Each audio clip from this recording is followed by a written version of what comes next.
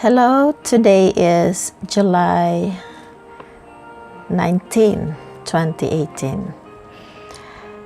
I would like to talk about teaching about the spirit world. One of the unique hallmarks of the divine principle and true parents' teachings is the idea of eternal life. We understand that after our physical life, we continue to live in the spirit world. From the way we think about the spirit world to how we celebrate the Songwa ceremony, our traditions and understandings goes deeper than many other religions and perspectives have gone.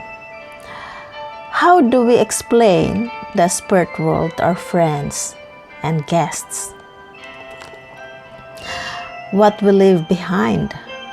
This personal account of losing a loved one explores the conflicting emotions of happiness for their new life and grief for the end of their physical life. With true parents' words, we tend to explore the rebirth into the spirit world and how our relationship changes with those who have ascended while we are still on earth. A second birth. Many cultures and religions believe in an afterlife. As True Father Moon said, death is the moment you can welcome the joy you feel by being able to live the realm of limited love and enter the realm of infinite love. Therefore, the moment of death is the moment of your second birth. This is written in Chongshong Gyong, page 584. I cherish this understanding. It is a comfort. Yet, after experiencing significant loss for the past years, I've come to realize that belief in an afterlife does not spare you from grief. We might know that our loved ones are in a better place. We might even experience their presence through dreams or other spiritual phenomena, but it doesn't keep us from missing them here on earth.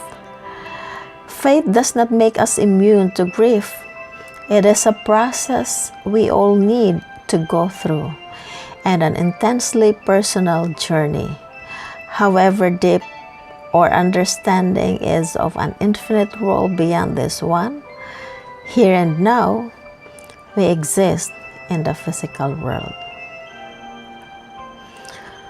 We all know that our physical lives are temporary.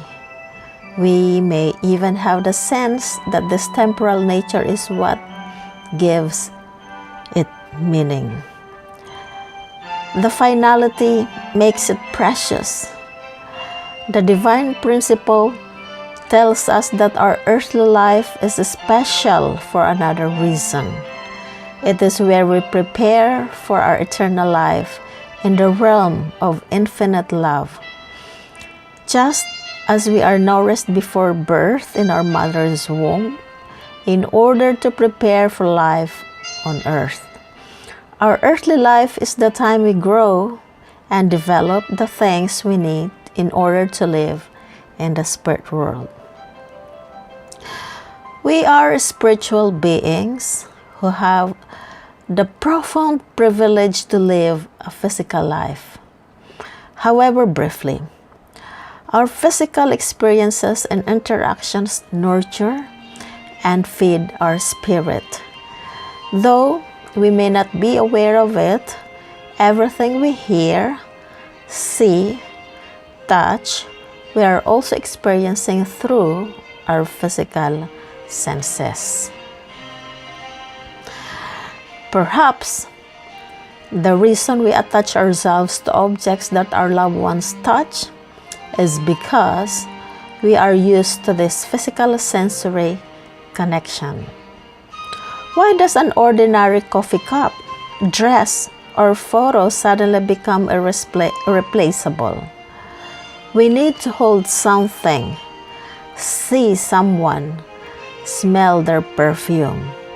Our affections become imprinted on things because they help us access something we can no longer hold in our hands: the love, the memories, the connection.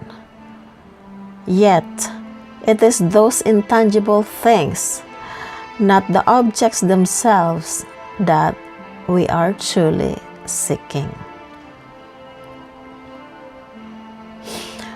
As human beings, we are meant to be the gateway, the harmony between the world of the body and the soul. As Father Moon so poetically put it, we are born to beat in rhythm with this vast universe. Oceans, waves lapping against the shore, lap against our hearts as well. Gentle breezes sighing serenely lull our hearts into serenity. Flowers in bloom release rich fragrances and stir the fragrances in our hearts. From Chong Shong Gyong, page 548. So, what we do with this privilege of life? Faith helps us not to fear death, knowing that there is a life beyond this one. But what does it say about those left behind? It is harder for those of us left in the physical world, grappling with grief, and desperately seeking connection. I'm no expert, but I do believe that grief can teach us lessons. Perhaps the most important one, to clarify how we want to live our lives and how we want to be remembered. When our bodies pass away, we put up tombstones, a physical remembrance. But Father Moon reminds us, let us leave a tomb of love behind. It is written in Chong Shong Gyong, page 591. If our earthly life is preparation for our spiritual one, then what are we meant to practice here? As Father Moon has already told us, it can only be love. What value comes from loving an individual, a family, and a tribe? It creates a textbook of loving for all humankind. It is a textbook for loving everybody in the spirit world that transcends time and space. Chong Shong Gyong, page 566. So therefore,